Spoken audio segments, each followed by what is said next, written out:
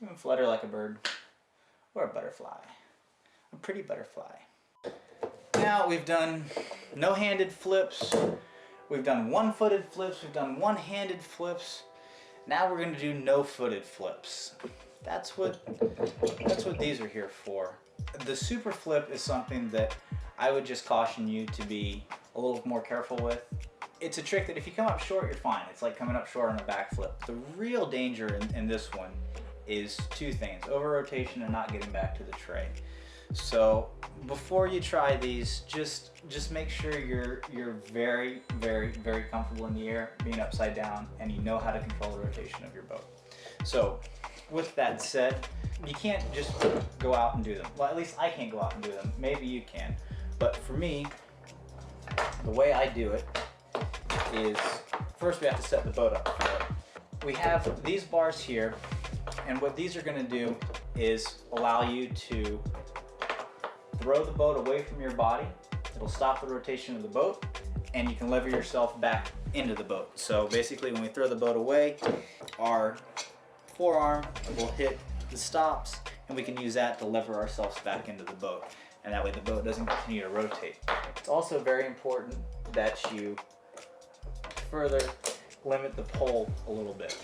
If you just kick the boat away, the pull will continue to extend till it hits the end of the limiter rope, and then when you pull yourself back into the ski, you're still, at least if you're a short guy like me, you're still going to be a few feet away from the tray. So we've got our pull limited, our super flip bars up, but we're not going to go do a super flip right now. There is a definite process to working into this trick. If you kind of follow the steps, you can sort of baby step your way into it without having to just go out and huck it. This is the way that I learned it, and I feel like it's probably the easiest way for someone else to learn. So, you remember back in the day when Clay Collin and Rick Roy, those guys were doing backflips? Well, Clay used to do backflips without footholds in his boat. So you can be pretty confident that, that you can do it also. Now, with the handle pull limited like this, you're able to hold yourself in the tray. So what I would suggest you do, limit your pull. At this point, I limit it so that it's a little below my waist. When I'm actually riding and the boat's tilted up, it seems like it's about at waist level. It's probably a good idea to start with the rope a little bit shorter. That'll allow you to really hold yourself into the tray a little better. But what I want you to do, limit your pull, head out there and do a backflip just standing in the tray.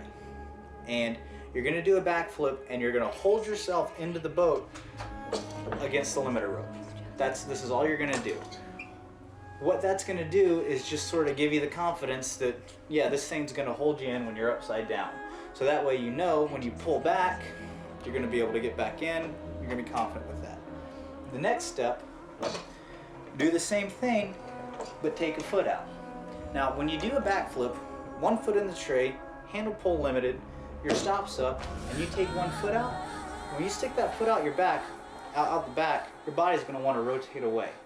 When that happens, you're going to have to stop your body from falling out of the tray with the flip bars, okay? Once you get to the point where you can do a 1-footed backflip with the other foot in the tray, you've got the super flip figured out. There are other ways to do it.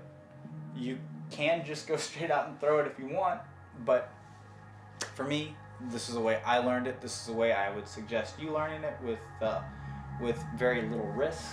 Also, when you get started, you can rotate the stops back a little bit farther. It just makes it easier. The reason I have the handle pull limited a little farther up and the stops a little farther forward is just to allow extension a little bit further away from the ski. So now, okay, let's talk about these tricks. The heel clicker flip. It's a pretty scary trick, especially because I had a very bad experience on the first attempt.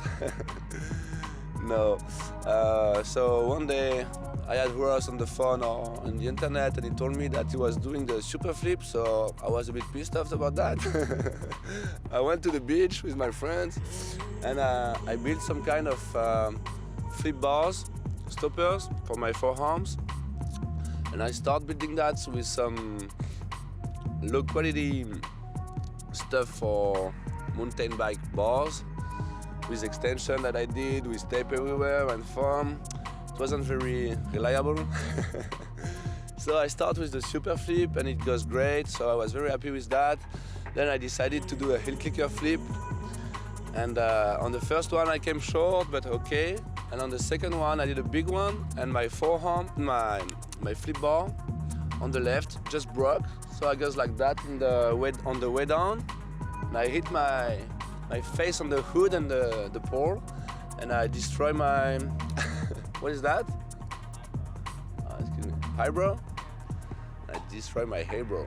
16 stitches, and my helmet and my neck and everything. So it was a bad experience, but I was very, very happy with these tricks. I went to Brazil for the final IFWA contest. Was good. I did okay, so I was able to go to the final against my friend Ross. That is very hard to beat. So I have to give everything, and we did a great ride. Maybe I'm sure it's the best I ever did in competition. And we do all the regular tricks, and we finished this hit with the super flip, which was the best trick at this moment in competition. And I said, okay, if I want to win, I need to do these tricks again. And I hit a big leap, big wave, big set. So I went pretty high. I had more time to do it and come back in the tray. And it goes okay. I'm not doing that every training. It's pretty hard to do this trick. First, I start with the heel clicker on a straight jump, many times with a limiting rope. I'm using also this limiting rope for the heel clicker flip and super flip. And once you're okay with the straight jump heel clicker, you can try the heel clicker flip. But you need long legs and to be a little bit stretchy, and also a little bit nuts. No. You need to go big, and it's not very, very difficult, because your body, the key I think is to keep your body in the same position as when you start. You leave your up body in the same position. You just have to push your leg up and come back. So the idea is about the same as the super flip and all the big tricks like that. As soon as you're going out of the wave, you're starting to lift your legs. At the top, you touch your foot in front of you without moving anything on your body, still the same place, and you come back on the way down. So it's pretty hard to give more tips on this kind of tricks. It's just like a feeling. It was a great picture, this one. On picture, it's a great trick. Then it depends. For it to look great, I think you need a big amplitude. So about the double, well, everybody was talking about these tricks for years now. Some people in France tried it, some people in Brazil tried it. We were talking, everybody, all the riders were talking about these tricks for 2, 3, 4 years, because we saw Pastrana doing that. We were thinking about it, but nobody wasn't sure that it was possible. Logically, it's possible, for sure. Everybody was convinced with that. I wanted to take all the chance to put everything together to make it happen, so I prefer to wait. I kind of motivate myself every day during 1 week, days and nights, looking at the tricks in my head and convincing me that it was okay and that I had it. So I decided this morning to go, and it was cloudy and cold and windy and everything, but it was the day. I don't know why I felt like that. I felt good, I was in good shape for it, so I called Ludo from Full Gas and we went to the beach with some friends. I tried this double, and surprisingly it went okay. On the first one I was very surprised. It's very, very fast. You need to go big for sure. You're getting lost in the second rotation because you're not used to do 2 rotations. So you're kind of lost in the second one, and the landing comes very, very fast. So you really need to be in the right position for the landing, because for sure it's very hard landing. So the first one went okay. I think for the landing was my best one, with a 45 degrees entry in the water. so kind of smooth. But I lost a hand and I wasn't very happy with that. So I decided to do another one. I landed on my ribs. I hit a bad lip, very bad lip, so yeah, it was windy and choppy and had a good quality wave, so I had a bad start and I landed on my ribs on the landing, which was pretty bad. And so I still wanted to do it right and perfect.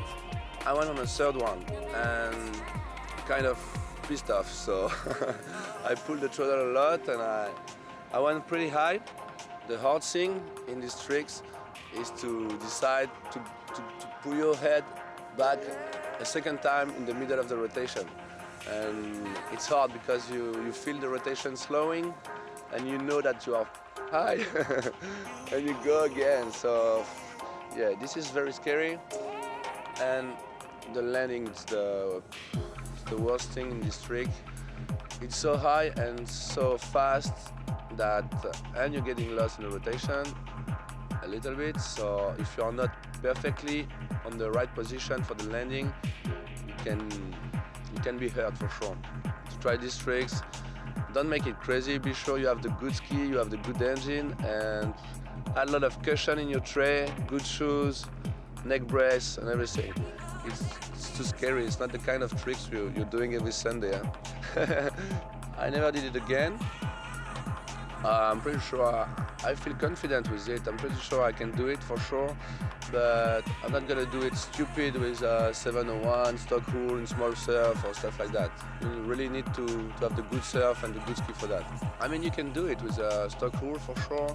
It depends of the wave, if you have a trim, if you have an engine. It depends of different things. The good way to do it now, my idea, is to do it with a light boat and big engine, to make it faster, the two rotation very fast and with less amplitude. Like this is less dangerous, but you're still going very fast, so still a problem. Let's see, the next guy will do that. And yeah, I'm pretty sure it's gonna be common, like in FMX. Now there is maybe 5 guys double flipping and double flipping one end and everything. It's like, yeah, all these sports, everybody is pushing, and I'm pretty sure we're gonna see some guys doing that. But watch out. This is great. The GoPro is totally catching all of us come back with drinks in our hands to finish working. I don't know where the GoPro is. Oh. At this point in time, you guys are all pros. You know how to do all the tricks. I've got one more left to teach you. But really, you know, at this point, if you've been able to soak up what we've told you, you know everything we know. You've heard from the best guys in the world, how they do their signature tricks. You know, at this point, it's time for you guys to go out and innovate some stuff so you can be on the next trick tips. But we'll leave you with one last trick, and that is the Indian air backflip, or the Indy flip. Everything we're going to do is exactly the same as the super flip. Really, there's not a whole lot more to do except, well, do a super flip, kick your legs. You're going to set up like a normal super flip. You're essentially going to do a normal super flip, but if you're comfortable doing a super flip, you're probably already doing good Madonna flips.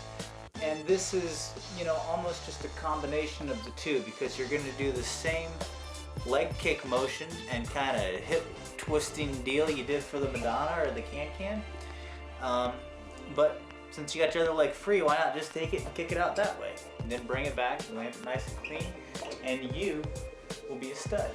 You know, now you definitely know how to do everything that we know how to do. So it's up to you to go out and innovate and do something new and tell us about it, and I'll be happy to try and copy it. For now, listen, I'm done. We already cracked the whiskey. We woke the French up upstairs, but they're fine. I'm done. Listen, we've been going for I don't know how many days now. We did the contest, and then we came out here and shot for days. This is what, I don't know, we've been sitting there for 45 minutes. We've been doing this for like 5 days. Actually, we've been shooting this for probably 3 years. We've got 3 years worth of footage on this thing. At any rate, I hope you enjoyed it. I hope you learned something from it. And I hope you help us progress the sport. And yeah, have a little fun. Buy some Explosion product. Make everybody happy. Bye-bye.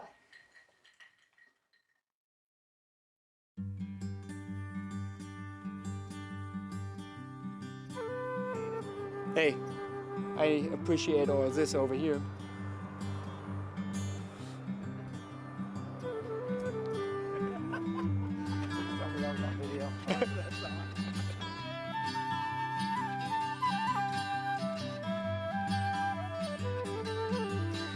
And I'm going to compensate for slowing the rotation down. Okay, well, I'm going to first ride my ski.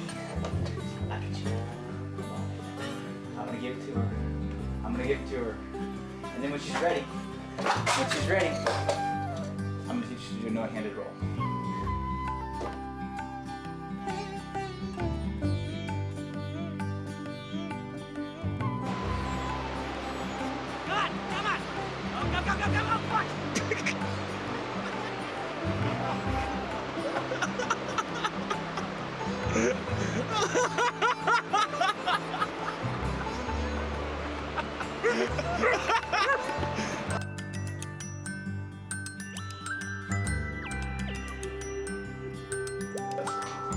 Oh, wait. Honestly, Oh, wait, I don't.